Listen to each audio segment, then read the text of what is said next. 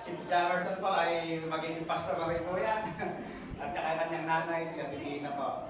So, hindi na po natin patatagalin. Palakpakan po natin ang ating Diyos. So, po ay pastor.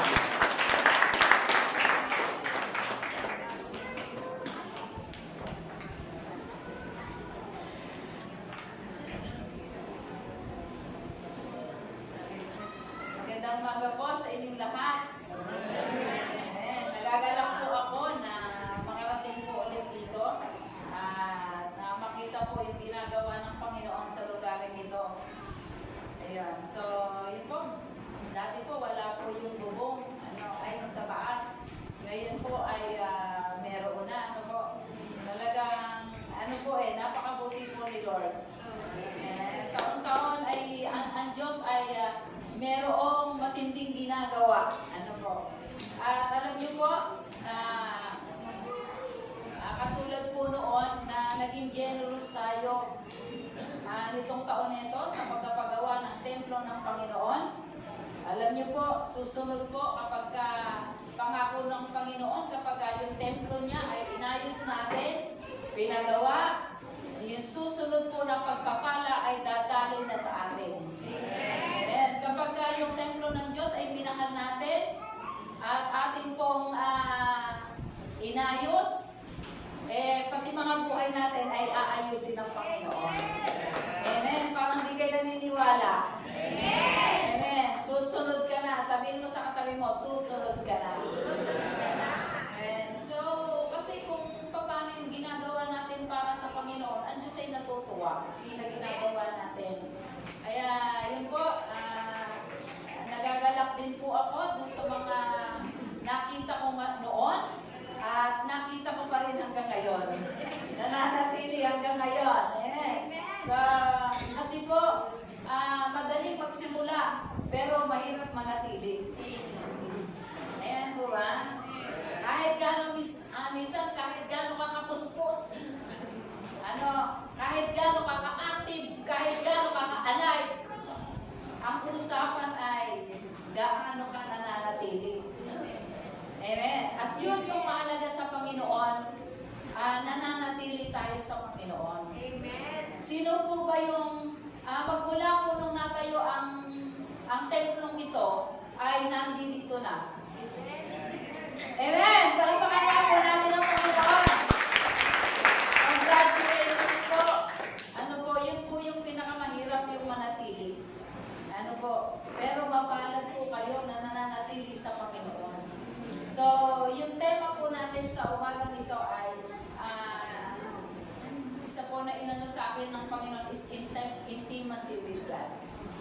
Yung intimacy sa Panginoon. Sabi doon sa John chapter 15 verse 7, sabi doon, "But if you remain in me and my word remain in you," sabi doon, "you may ask for anything you want and it will be granted. When you produce much fruit," sabi doon, "you are my true disciple. This bring joy, a great joy to my Father." Tayo po'y manalangin. Panginoon, maraming salamat po sa umagang ito na niloob mo, Panginoon, na makarating po kami sa lugarin ito. At kami po'y lubos na nagagalak, Panginoon, dahil nakikita namin, Panginoon, yung pag-unlad, nakita po namin yung pag-grow, hindi lang spiritually, Panginoon, even yung bawat isa nagsilago, Panginoon, even ang templong ito, Panginoon, maraming salamat po. At ito po ay nagpapatunay na ikaw po ay buhay sa lugarin ito, Panginoon. At ang iyong himala, Panginoon, at ang iyong kapangyarihan, Panginoon, at ang iyong presensya, Panginoon, ay sinasamahan, Panginoon, ang bawat isa. Salamat po sa umagang ito, Panginoon. Itago niyo po ako sa iyong likuran, Panginoon. Gamitin niyo lamang po ako na yung instrumento sa umagang ito, Panginoon. Ikaw po yung mahayag, ikaw po yung maparangalan. At ang bawat isa, Panginoon, ibukas po yung aming mga espiritual na pandinig upang marinig namin yung tinig mo, Panginoon. Upang marinig namin yung sasabihin mo sa amin, Panginoon. Upang marinig namin yung instruction mo sa amin, Panginoon, sa darating na taong taong 2025, O God. Maraming salamat, Panginoon. Pinupuri ka namin, pinapasalamatan ka namin sa pangalan ni Jesus. Amen. Amen. Sabi sa Tagalog, kung mananatili kayo sa akin at mananatili sa inyo ang aking salita, hingin ninyo ang anumang nais ninyo at ibibigay sa inyo, na pararangalan ang aking Ama kung kayo'y masaganang nagbubunga bilang aking mga alagad. So, sabi doon, kung nananatili kayo sa akin at nananatili sa inyo ang aking salita. Ulitin niya po natin. Sabi niya po natin, kung nananatili kayo sa akin at nananatili sa inyo ang aking mga salita. Hingin ninyo ang anumang nais ninyo at ibibigay sa inyo. So yun po, sabi ng Panginoon, kung tayo nananatili sa Kanya at nananatili sa atin ang Kanyang mga salita. Sabi doon, hingin ninyo yung lahat ng bagay at ipagkakaloob sa inyo. Yun yung susi pala, kailangan tayo manatili sa Panginoon. Kasi wala tayong magagawa kapag iwalay tayo sa Panginoon. Amen. Kaya yun po, intimacy, ang ibig ko kasi sabihin ng intimacy is palagayang loob. Closeness, friendship, so hindi ugnayan, So, sabi doon, kung nananatili kayo sa akin, gusto ng Panginoon, manatili tayo sa Kanya. At yung mga salita niya, manatili sa atin. Amen. So, yun po. Kaya, meron pong mga bagay, na sa taong 2025, na kung gusto po natin na maging mas malapit pa sa Panginoon. Sino po ba yung, kumbaga, alive ka ngayon, hindi nagbago yung relasyon mo sa Panginoon ngayon, tapos sa susunod na ito, mas matindi pa. Amen. So, meron pong mga bagay, na lalong nakapagpapalapit sa Panginoon. Amen po ba? So, una po, na mga bagay po para tayo maging close lagi sa Panginoon. So, tandaan niyo po itong ilang bagay na ito. At ito po ay napakahalaga. Una po, sabi ng Panginoon, if you remain in me and my word, sabi niya po natin, word. And my word remain in you.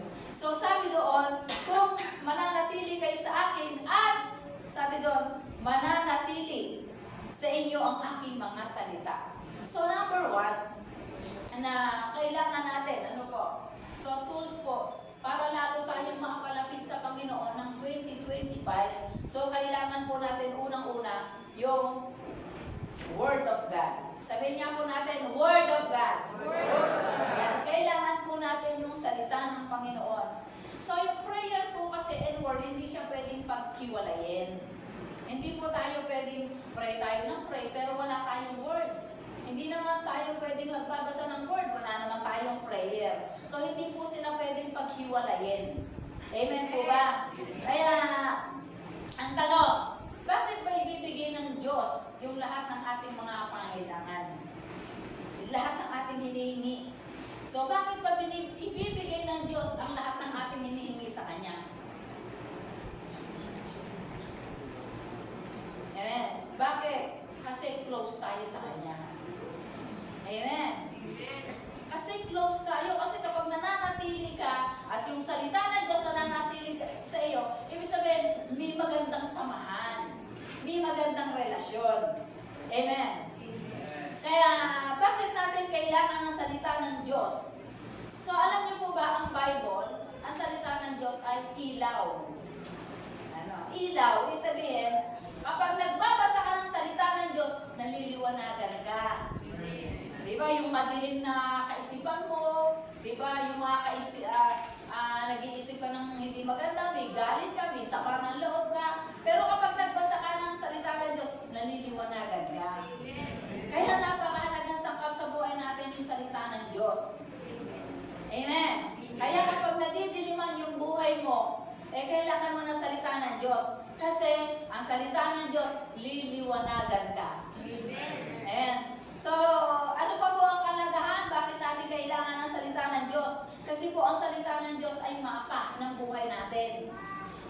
Di ba? Pag kami pupuntahan ka, pag luluwas ka ng Maynila, gumagamit tayo ng mga ways. Kasi maliligaw tayo. Lalo na kung hindi natin alam talaga yung patutunguhan natin. Ngayon, kapag gumamit tayo ng ways, exact. Alam mo agad yung layo, nakikita mo agad na, dito pala dadan, ito pala yung tamang daan. So, kapag yung ang salita po ng Diyos, ibig sabihin, natututunan natin yung mga dapat nating unawain, na maunawaan at puntahan. Amen. Alam mo yung patutunguhan mo. Kasi, ang salita ng Diyos, mapa ng buhay natin. Amen. So, magkakaroon ka ng tamang direksyon sa buhay mo, sa buhay natin. At ang salita ng Diyos, sinalintulad din po siya sa isang salamin. Di ba? Pag nagsalamin ka po ba, ano nakikita mo? Yung sarili natin, di po ba? So, ibig sabihin po, ang salita po ng Panginoon ay parang salamin. Ibig sabihin po, habang binabasa mo ang salita ng Diyos, ang nakikita mo yung sarili mo. Naku, ano pala, hindi ko pala dapat ginagawa yun.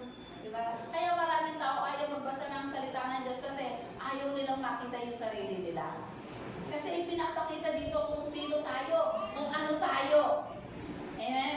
So, yun po, para po siyang salamin. Habang binabasa natin, nakikita natin yung sarili natin. Nakikita natin kung ano dapat ayusin, ano yung dumi natin, ano po. So, yun po yung kahalagahan ng salita ng Diyos kung bakit sa taong 2024, kailangan po natin ito. Ano po. And then, yung salita po ng Diyos ay hindi lang siya parang salamin. Ano po, para din po itong tubig, naglilinis, parang apoy, na sumusunog, inaalis niya yung mga bagay na hindi sa Kanya sa ating buhay. Kaya yung salita ng Diyos po, habang pinabasa natin to, mas lalo tayong napapalapit sa Panginoon. Kasi nakikita mo yung kabutihan niya, yung mga kwento, yung mga kwento po sa Bible, hindi lang basta nakwento yun.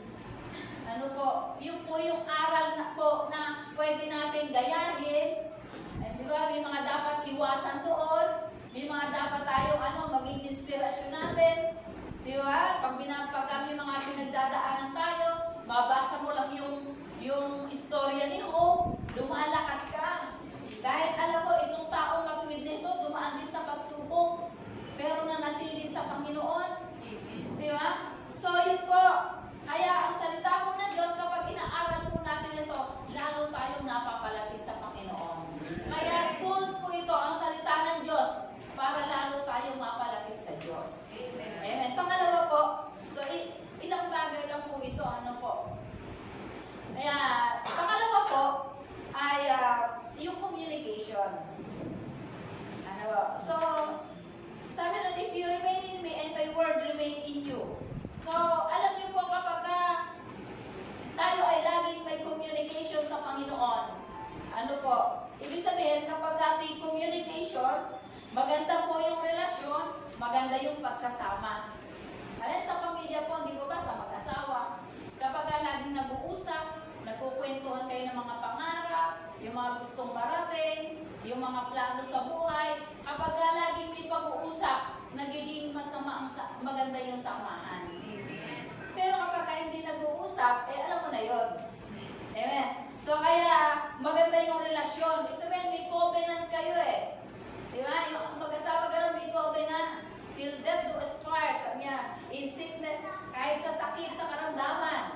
Di ba? Mananatili pa rin kayo. So, gano'n din tayo sa Panginoon. Kaya pag walang relasyon, sabihin, hindi nag-uusap, walang bonding, walang chat-chat, walang pumustahan, walang pag-o-open ng problema. Diba? Kapag walang relasyon. Amen po ba? Hindi nagpapakita. Walang communication Amen po ba? So, ang resulta nito, kapag wala tayong communication sa Panginoon, so yung result po nito ay malamig tayo sa Panginoon. At pag malamig tayo sa Panginoon, malamig din yung relasyon natin sa isa't isa. Diba?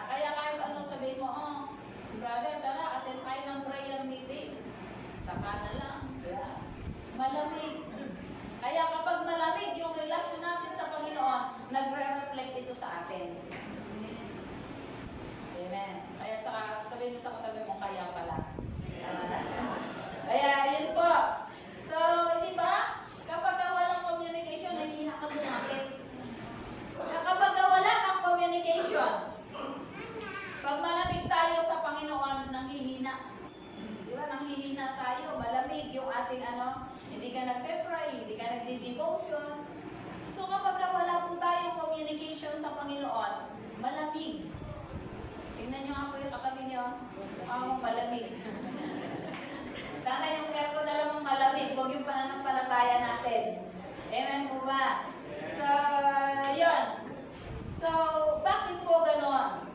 Dahil walang communication, walang devotion, hindi nagpe-pray. Kaya sa church, alam na namin pag kinukumusta mo, nakita mo matamlay, alam mo na, ang tatanong mo na lang, brother, sister, nag-devotion ka ba? Nagde-devotion ka pa ba? Nagpe-pray ka pa ba? So, kasi alam mo na pag matamlay, ibig sabihin, may kulang yung communication. Amen po ba? Amen. Kaya ang tendency nito, pagka walang communication, napapalayo tayo sa Diyos. Amen. Malayo. Si Lord hindi naman siya lumalayo. Tayo lang yung lumalayo. Amen po ba? Amen. Kaya yun po, kapag may communication tayo everyday sa Panginoon, ibig sabihin po, healthy yung ating relasyon sa Panginoon. Pagka tayo nagpe-pray, pagka may communication tayo everyday sa Kanya, mas lalo tayong napapalapit sa Panginoon. Kasi kapag tayo lagi may communication sa Panginoon, lagi kang may uhaw. Amen. Uhaw ka lagi sa Panginoon. Uhaw ka lagi sa presensya ng Panginoon. Amen po ba? Kaya napakahalaga po nung ating communication sa Panginoon. So number 3 po, maiksi lang po ito. Ano po? Iniksiyan ko lang po para madaling tandaan. So number 3 po ay yung tinatawag na intimacy natin sa Panginoon. Communication, may mas malalim pa kasi doon sa communication, yung intimacy. Amen po ba? So sa Acts chapter 4 verse 13 po, ito po sila Pablo at si Juan po. So sabi doon, nagtaka yung mga taga-Sinedrin sa katapangang ipinapakita nila Juan, nila Pedro at ni Juan. So, lalo na nung malaman nilang, sabi doon, mga karaniwang tao lamang ng mga ito at hindi nakapag-aral. Nalaman din nila, sabi doon, dating kasamahan ni Jesus yung mga ito. So, ganun pala. Kung bakit pala ganun sila katapang mangaral ng salita ng Diyos, kung bakit pala ganun sila nananatili na naglilingkod sa Panginoon. Kaya pala, kahit hindi sila nakapag-aral, sabi doon, alaman nila, ito yung pangkaraniwang mga tao lang, naalaman nila, nung bandang huli, sabi doon, kasamaan pala ng Panginoong Hesus. Ibig sabihin, may intimacy sila sa Panginoon. Alam niyo po, kapag lagi tayong may intimacy, may closeness sa Lord, palagay yung loob natin sa Panginoon, alam niyo po ba, nagiging matapang po tayo. Amen. Amen. Meron tayong katapangan, nagiging courageous ka. Kaya yun po, kaya pala ganun yung kanilang pananampalataya. Ang tanong po, gaano ba kalaki sa iyo ang Diyos? Kung tatanungin ko po kayo, gaano ba kalaki sa iyo ang Diyos? Kung ang mundo daw ay kung ang buong mundo ay nilikha ng Panginoon, ginawa ng Panginoon, ang Diyos ba'y nasaan? Nasa loob o nasa labas?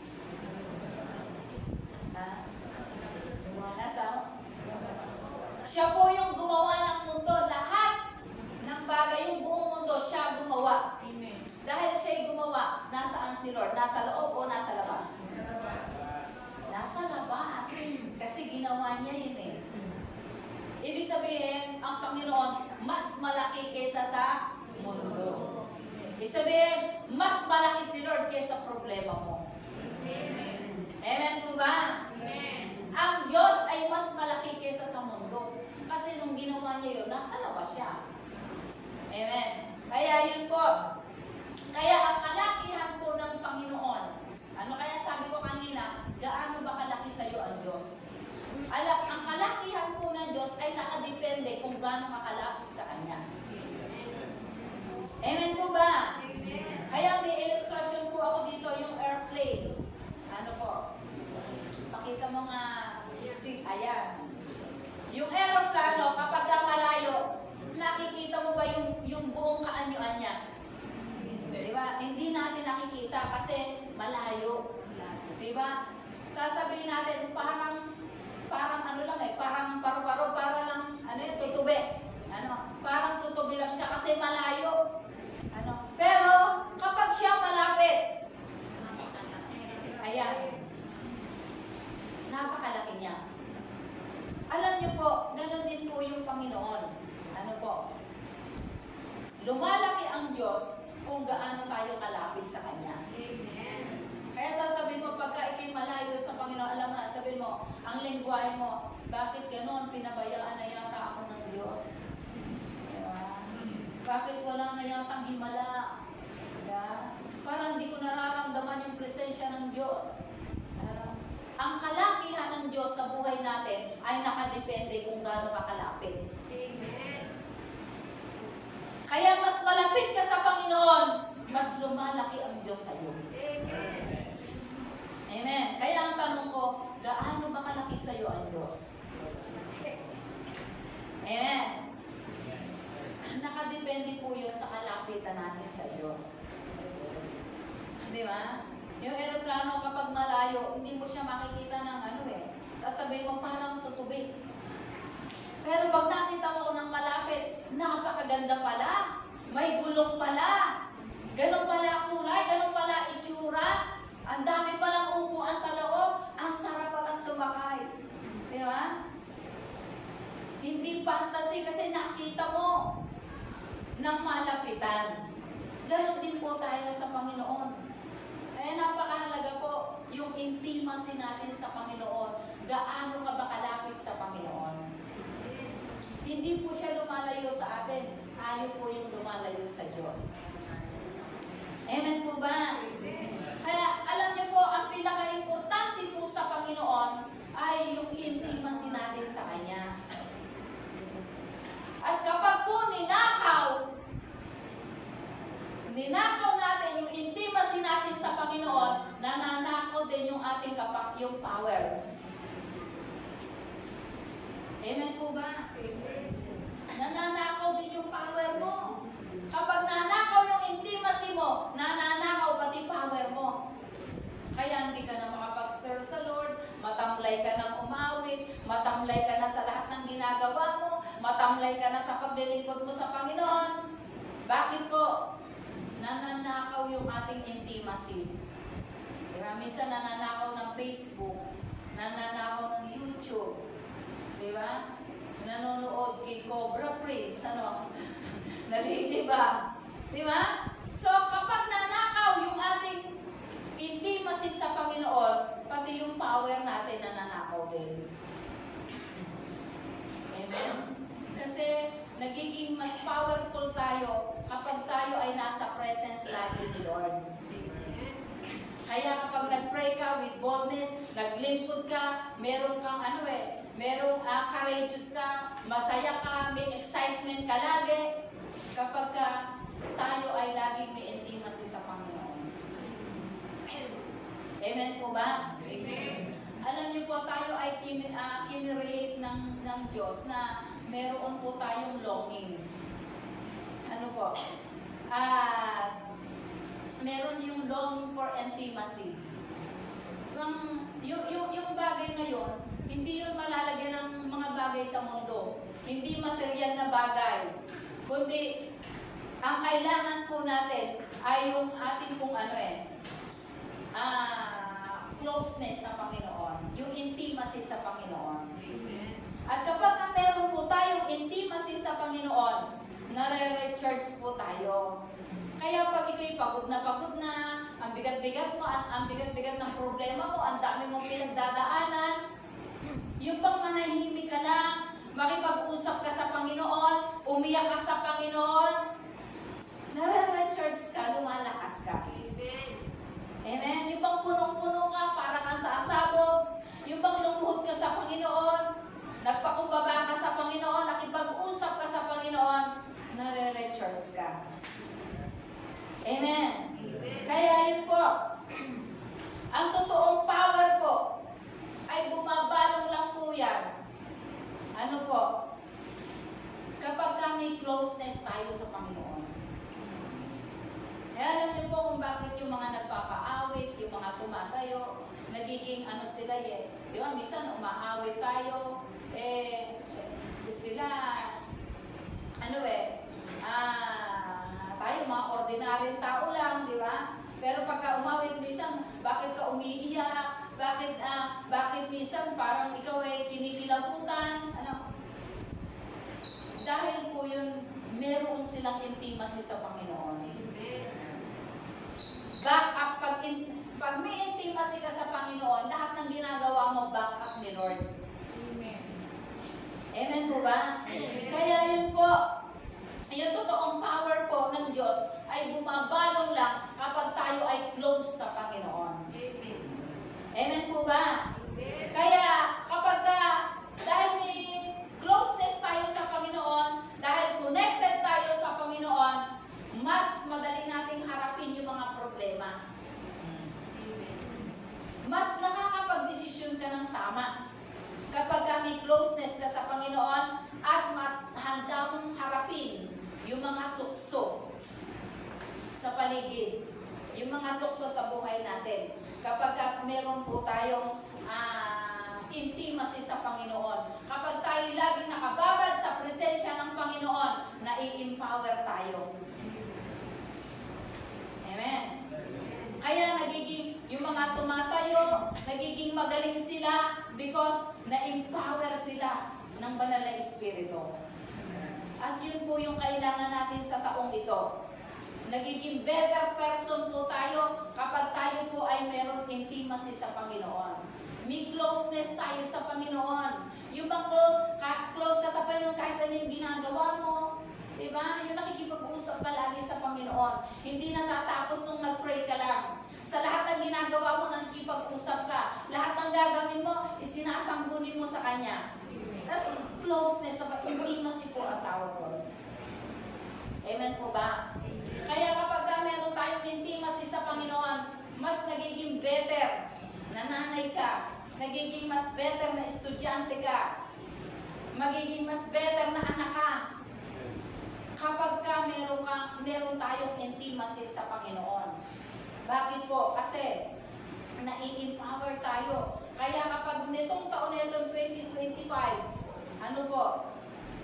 Kapag ito po yung in-apply natin, ginawa natin, may matinding gagawin sa bawat isa sa atin ang Panginoon. Amen.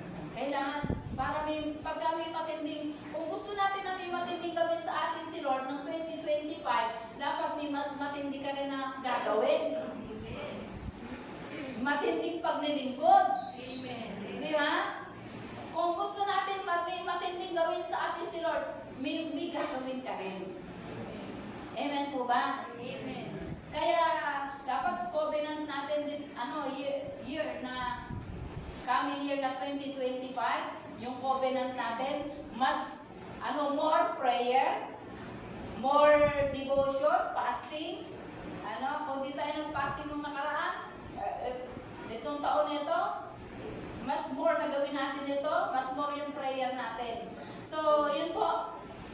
Gusto ko po na etong tatlong bagay lang po na ito at gusto ko pong mag-testimony. Ano po, alam niyo po, sa amin po personally, yung pong ginawa namin na communication at saka yung intimacy sa Panginoon. So nagkaroon po kami, noon po kasi malayo po kasi sa amin yung church. Ngayon pong nalapit sa amin yung church, Kasi ang tagal-tagal namin hiningi sa Panginoon yung church. Tagal namin iniyak sa Panginoon yun. Ilang dekada. Nakikigamit lang kami ng kamalig para lang kami magkaroon ng church. So, yun po, humingi po ako ng instruction sa Lord. Lord, ano ba yung gagawin namin? Sabi kong ganon. Hanggang ngayon po, wala pa kaming church. Alam niyo po, inano sa amin ng Panginoon yung prayer and fasting. Tuwing papasok yung taon, ay meron kaming 1 month prayer and fasting chain. So, dahil po doon, nakita ko po kumilos ang Panginoon. Nakabili po ng lupa, nakapagpagawa ng church. At kahit ako, na-amaze po ako doon sa pinagawa ng Panginoon na church sa partida. At nung po yun ay nagawa lang. Wala pang palitada, walang basta nagpe-pray po kami doon, walang bubong. Umuulan. Nagpe-pray po kami doon, nauulanan kami, sa Don Watts. So, tuloy pa rin, nagpe-pray.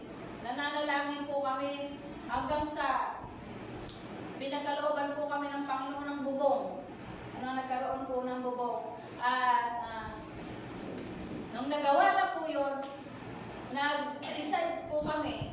Kasi kung gusto mong igagawin si Lord, dapat may gagawin ka rin. Amen. Amen. So, ang ginawa po namin, tuwing umaga po, alas 5 ng umaga, ang ginagawa, pumupunta po kami sa church, nagpe-pray. Araw-araw, nagpupunta kami doon, nagpe-pray.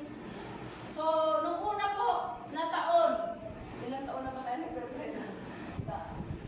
3 years na. Nung una po, talagang araw-araw po, nagpe-pray po kami doon. Tuwing umaga. Alam niyo po, ginagawa po namin yon, nagsunod-sunod po yung pagpapala. Amen. Napalitadahan po yung na-floringan yung sa loob po ng 1 taon lang. Napalitadahan, na-floringan yung church, Tapos tuloy-tuloy pa rin po namin ginagawa yung prayer na yon araw-araw. Hanggang sa halos 1 taon, wala akong tigil ng pagpapagawa sa church. Amen. At alam niyo po ba, nung napagawa po yon, yung panahon ng pandemic, pandemic, wala pera tao, bawal lumabas ang tao. Pero kitang-kita ng mga tao doon, nagpapagawa ng church. So yun po ay dahil po yung sa pananalangin. Bunga po yung pananalangin. Amen. At nung unang-una po yun, nakikita ng mga tao, sabi ng mga tao, nagpagawa-gawa ng church, kaya laki-laki, hindi naman aabutin na ng siyam-siyam yan. Hindi mapapagawa. Minsan, maiyak ka sa Lord. Di ba, naririnig mo yung ganon. Pero alam niyo po, yung aming ginagawa, yun, tuloy lang sa pananalangin araw-araw. Nagpe-pray. Alam niyo po, nung ginawa po namin yung nagpe-pray sa church araw-araw, dire-diretso po yung pagpapagawa hanggang sa nalagyan ng tiles, napalitadahan, nalagyan ng nalagyan ng pintura, nalagyan ng kesame, nagkaroon ng kesame. At itong buong taon po na to,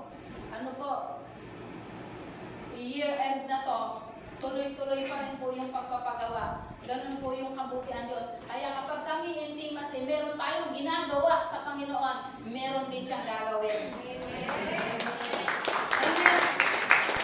Naalala ko po, nung 2023, ako po kasi, taon-taon meron po akong journal, prayer journal.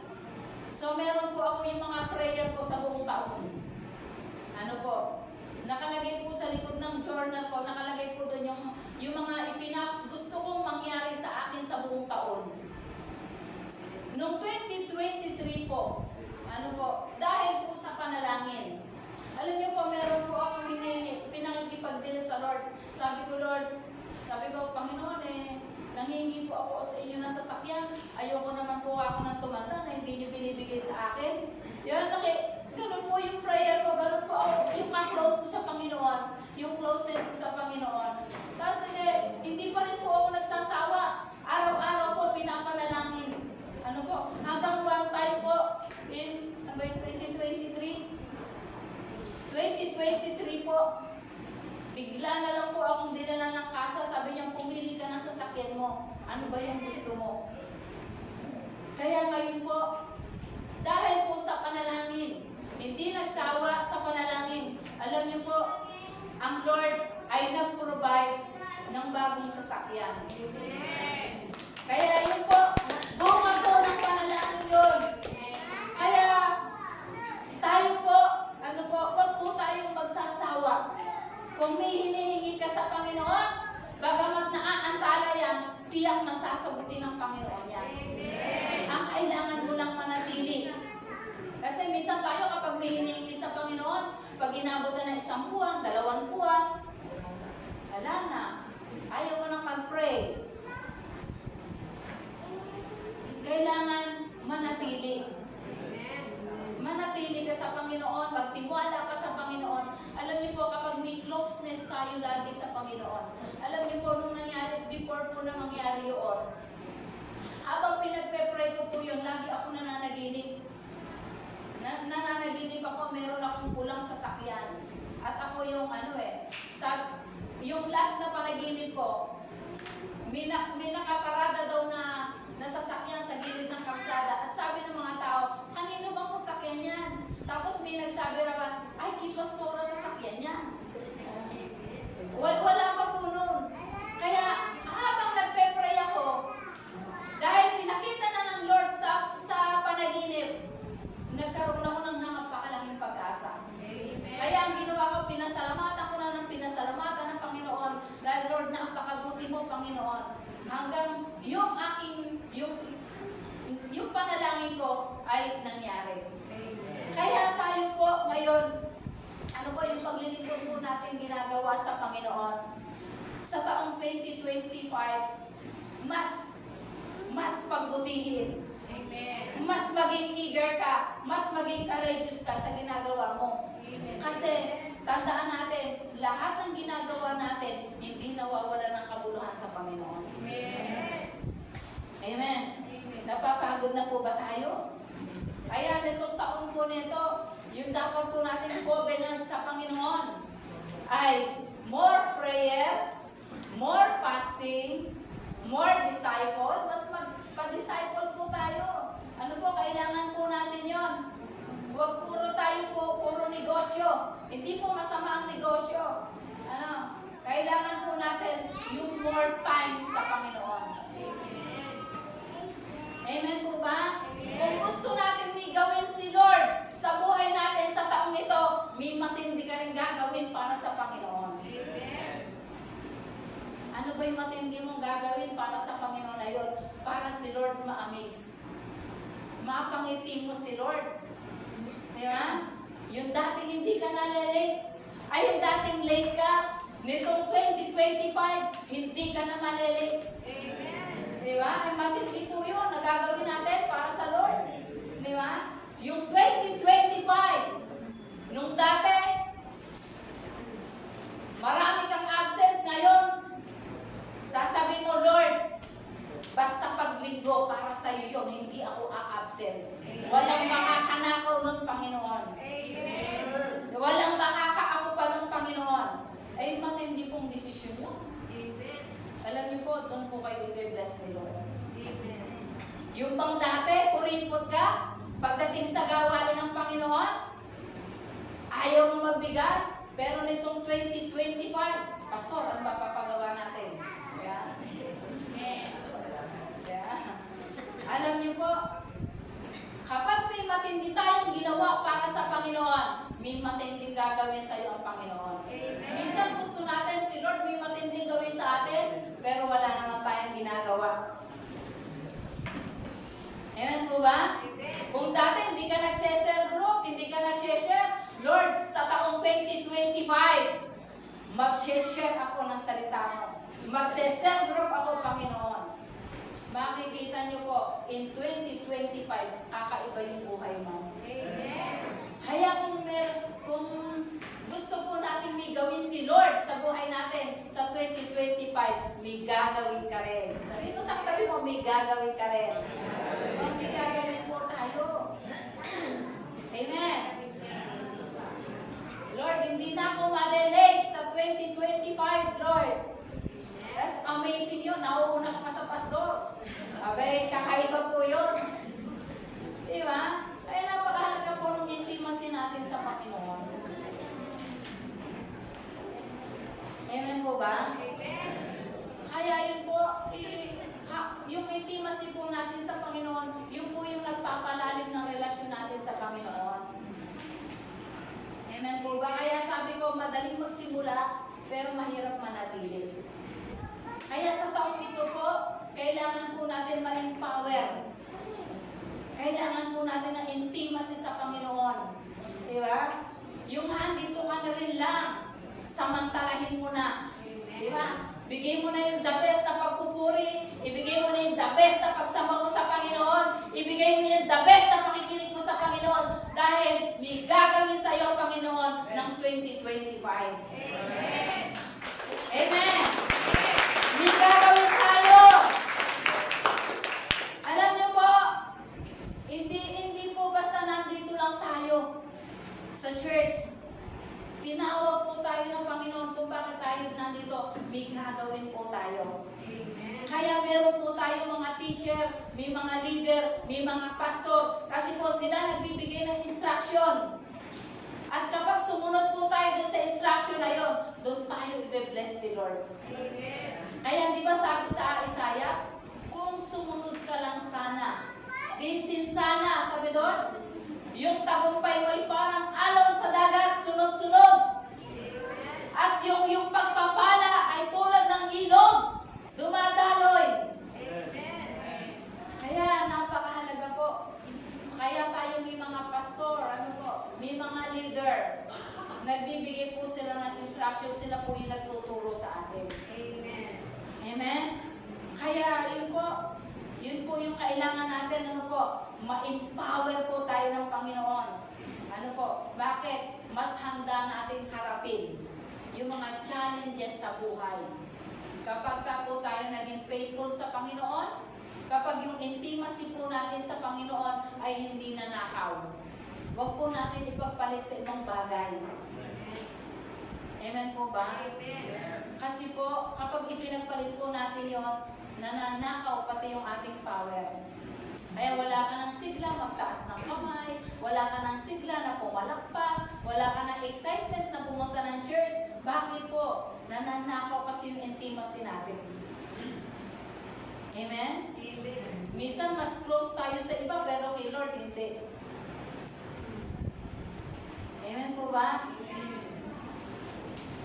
Kaya sa umaga pong ito, ang kailangan po natin sa taong ito, unang-una, Word of God. Alam niyo po, bago po mag-end ng year, bago po mag-end ng year, yung 12 o'clock ng umaga, ay naging routine na po ng buhay ko na lumuluhod sa Panginoon at humihingi ng words sa Panginoon. Yung binibigay sa akin ng word ng Panginoon, yun yung panghahawakan ko ng buong taon. Kaya kahit may mga pagsubok, may mga pangyayaring hindi maganda, dahil may word na sa iyo ang Panginoon, mas handa mong harapin. Hindi pa nang nangyayari yung problema, handa ka na. Naalala ko po, nagtatanungan kasi kami, ano ba yung word ni Lord sa iyo? Naalala ko po si Brother Jam, sabi ko, ano ba yung word ng Lord sa iyo? Sabi niya, sabi ng Lord sa akin, be ready. May pagsubok ang pagdadaanan. Parang okay lang sa kanya, gano'n. Tapos ipinag-pray niya yun. Hanggang sa dumating nga yung panahon na, yun nga, namatay yung kapatid niya, nagkasakit siya. So may mga pangyayari. Pero alam niyo po, hindi na po siya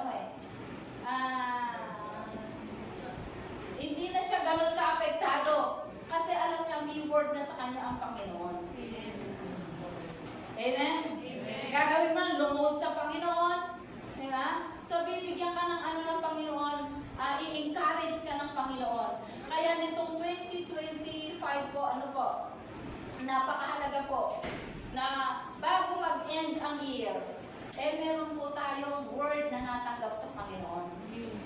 At yung word na matatanggap natin ngayon sa Panginoon, sa buong taon, yun ang mag-guide sa atin. Yun yung panghahawakan mo. Amen po ba? Kaya ako po, nung nag-end ng year ko, alam niyo po ang natanggap ko ang word sa Panginoon yung sa Romans, sabi doon, na lahat ng bagay ay nagkakalakip-lakip, sabi doon. Ano yun? Para sa ikabubuti ng kanyang mga anak. Ano? All things work together for good. Sabi doon. Sabi ko, ano ba yung ano na to? Lahat ng bagay pinagkakalakip-lakip. Alam niyo po, dumating sa ano, hindi ko, sabi ko, Lord, yung word na to, sabi ko gano'n, hindi ko gano'n, sabi ko, ano kaya yun? Curious ako. Ano po? Alam niyo po, dumating po sa buhay namin, sa kapatid ko, kasi bago po, pagka Pasko, nag-ano po kami ng reunion, nag-share po ako sa mga kapatid ko. Sabi ko, subukan nyo lang. Sabi ko, in 6 months, sa loob ng 1 taon, umattend kayo. Kapag walang nangyari sa inyo, huwag na kayong umattend. Wala akong nag-response. Pero ako, i-share po ako kasi hindi po ako nagsasawa na mag-share sa kanila ng salita ng Diyos. Alam niyo po, dumating po na nitong year na to, yung kapatid kong isang lalaki ay lumapit sa akin at ang sabi niya, Teacher, gusto ko na magpakamatay. Gusto ko na, pati mga anak ko, gusto ko patayin na, mamatay na kami lahat. Ganon. Ako po, syempre, bilang kapatid, naano po ako. Tapos pinaalala po sa akin ng Panginoon yung word. Sabi doon, in all things work together for good. Lahat ng bagay nagkakalakit-lakit. So, iniyakan ko po yung kapatid ko na yon. Sabi ko, kasi yung anak daw niya, hindi naman pag-aaral, nabaon sa utang. Baon sila sa utang. Sabi niya, hanggang dito na yung utang ko. Sabi niya, gano'n, baon na ako. Hindi na makakapag-aral ng mga anak ko. Yung mga anak ko, tuliro na rin. Hindi na nila alam ang gagawin. Sabi niya, buti pa, mamatay na kami lahat. So, naano po ako, sabi ko, naging handa na yung puso ko. Sabi ko, hindi ko kung gawin yan. Kailangan mo si Lord. Sa Panginoon may pag-asa. Hindi ba, sabi ko, ang sabi ko sa inyo, bigyan nyo lang ako ng subukan nyo. Umattend kayo, nasa loob ng 1 taon. At kung walang nangyari, tsaka huwag kayong umattend. Sabi niya, hindi siya umimik. Sabi niya, wala na akong pag-asa sa buhay. Wala na akong kayang gawin. Hindi ko na kaya. Sabi ko, kaya mo yan.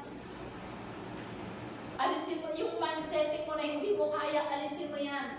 Sabi ni Lord, may gagawin siya. Hindi tayo iiwanan, hindi tayo pababayaan ni Lord. Amen. Umiiyak siya. Lalaking tao po siya, umahagulgul siya. Nasa agdan kami, hindi na kami nakaakyat. Pinagpe-pray ko siya. Sabi ko, may gagawin si Lord sa'yo ngayon. Ginawang turning point ng Panginoon yung pangyayari iyan para lumapit ka sa Panginoon, para maging close ka sa Panginoon. Iyak ko siya ng iyak. Naiyakan ko siya. Ako, hindi po ako ganun sa kapatid ko. Pero nung time po na yun, alam niyo po, naiyakan ko po yung kapatid ko. Nag-iiyakan po kami. Sabi ko gano'n, may gagawin sa'yo ang Panginoon. Itong oras na ito, naririnig tayo ng Panginoon. Nitong oras na ito, kapag ibinigay mo sa Kanya yung buhay mo, tanggapin mo siya bilang Panginoon at tagapagligtas ng buhay mo. Aminin mo yung kasalanan mo. Aminin mo yung mga kahinaan mo. At ang Diyos, papasukin mo sa buhay mo. Hayaan mo siya mag-take control sa buhay mo. At makikita mo yung gagawin ng Diyos. Kasi po, kaya po siya ganoon. Yung asawa po niya, na isang lana niya, Ganon. Ano po yun? Kasi po, sa dami ng utang nila, doon sa papasukan ng asawa niya na ipangutang na. Ang pinambayad yung asawa niya. Tapos yung asawa niya pala doon, minamaltrato. Ganon. Ang pinaglilingkuran, 4 na pamilya sa isang compound, tapos may 8 aso pa, ganon. Tapos yung tira daw ng aso, minsan kapag walang makain, yun na lang kainin mo, ganon. Kaya siya, sobrang frustrate niya sa buhay. Sabi ko, pasalamat tayo sa Panginoon kasi buhay pa kayo. Pasalamat ka sa ang tingnan mo, yung meron ka, huwag yung wala. May Diyos pa, buhay ka pa. May mangyayari pa. Malaki pa yung mangyayari. Kung ngayon, ikaw ay luluhod sa Panginoon. Kung ngayon ay manunumbalik ka sa Panginoon at kikilalanin mo siya na yung Panginoon. Magbabago yung buhay mo. Pinatanggap ko po siya sa Panginoon. At sabi niya, lumuwag yung pakiramdam ko. Sabi ko, ano ba yung gusto mong mangyari? Sabi ko, yung asawa ko gusto kong puntahan ngayon. Kaya lang, sabi ko, kailangan ko ng malaking halaga para tubusin. Kasi hindi pa pauwiin kasi nakasala siya. No? Sabi, nakawag naman ako. Sabi ko, ganito gawin natin. Sige, mag-pray tayo. Sabi ko, ang Diyos ay narito lang, ang Diyos ay malapit, hindi siya malayo. Kung ano yung gusto mong mangyari ngayon, ipapanalangin natin na ngayon din, masusundo natin yung asawa mo. Sabi niya, wala na akong malalapitan, wala na magpahirap sa akin, nautangan ko na. Sabi ko, hindi. Kaya nga magpe-pray tayo eh. Si Lord ang kikilos. Amen. Hindi ikaw kikilos, si Lord kikilos. Alam niyo po, dahil nag-pray kami, pinag-pray namin, Lord. Sabi ko, mamaya, masusundo namin yung asawa nitong kapatid ko. At yung kailangang halaga, masusolusyonan ngayon. At tapos ginawa ko, sabi ko, sige, umuwi ka na, gumaya ka. Kung may magagawa kang paraan, sabi ko, tutulungan kita. Kahit pa paano, sabi ko, sige, mag-share ako. So, meron po kaming, nung time po na yun, nung nag-pray po pala kami, lumuhod kami sa Panginoon, sa labas ng bahay, no? Lumuhod po kami po ay nagpakumbaba sa Panginoon. Alam niyo po, nung umuwi siya, habang nagpe-pray po pala kami, si Lord ay kumikilos. Kinausap po pala ng Panginoon yung mga kapatid ko. At nung time na yun, habang kami ay nagpe-pray pala, nag-usap-usap na sila, tulungan natin yung kapatid natin. Mag-share-share tayo. Sabi niya, para sa kanyang pangkailangan. Nung umuwi siya, alam niyo po, yung kaukulang halaga na kailangan niya, alam niyo po, sumobra pa po. Hanggang sa sinagot pa ni Brother Jam yung, sige ako na lang sa gasolina, papunta ron. Malayo po kasi eh. Ano ba yun? Sa Palayan City. Ay, Palayan City po ba yun? San Jose del Monte. Ano po? Gabing-gabi po, sumugod po kami doon. Tinubos namin yung kanyang asawa. Kaya siya po ay sobrang kagalakan kasi na-amaze po siya. Dahil sa panalangin, tumugon ang Panginoon. Amen. Kaya alam po, sa sobrang saya po niya, sila pong buong pamilya umatid na sa church. At ngayon po, nananatili po sila sa church. Ngayon po, naranasan nila, pinagpala sila ng Panginoon. May nagbigay po sa kanila ng puhunan, ng sili. Ngayon po, naging maganda yung sili niya. Umaani na po siya at naglilingkod siya sa Panginoon. Sa katotohanan po, nung nagpapagawa po ang church, yung church po nagpapagawa, kinuha po namin silang manggagawa. At talagang hanggang sa nagkaroon po ng Thanksgiving sa church, siya po yung nagluto. Tumulong po siya doon. At siya po ay ganap na ganap sa Panginoon. At ngayon po, magmula po noon hanggang ngayon, sumasamba po siya sa Panginoon.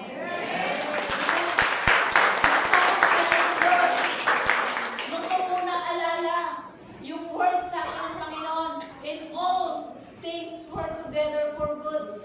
Pinaglalaki, kaya pala nangyari yun.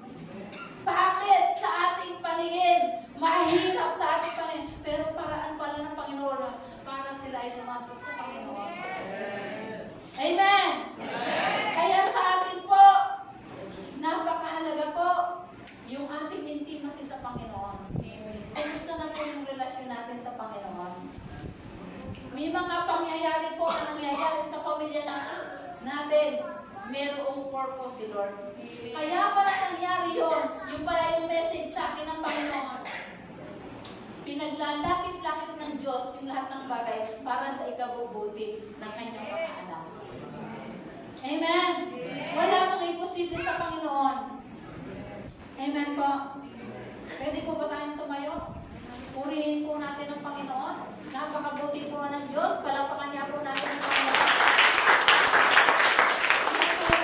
Ng Diyos.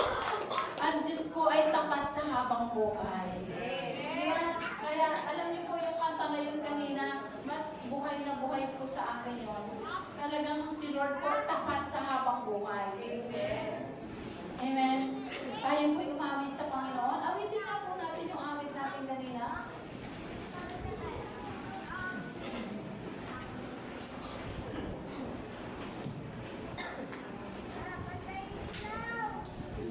Thank you, Lord. Napakabuti mo, Panginoon, sa amin. Thank you, Lord, for your goodness, O God.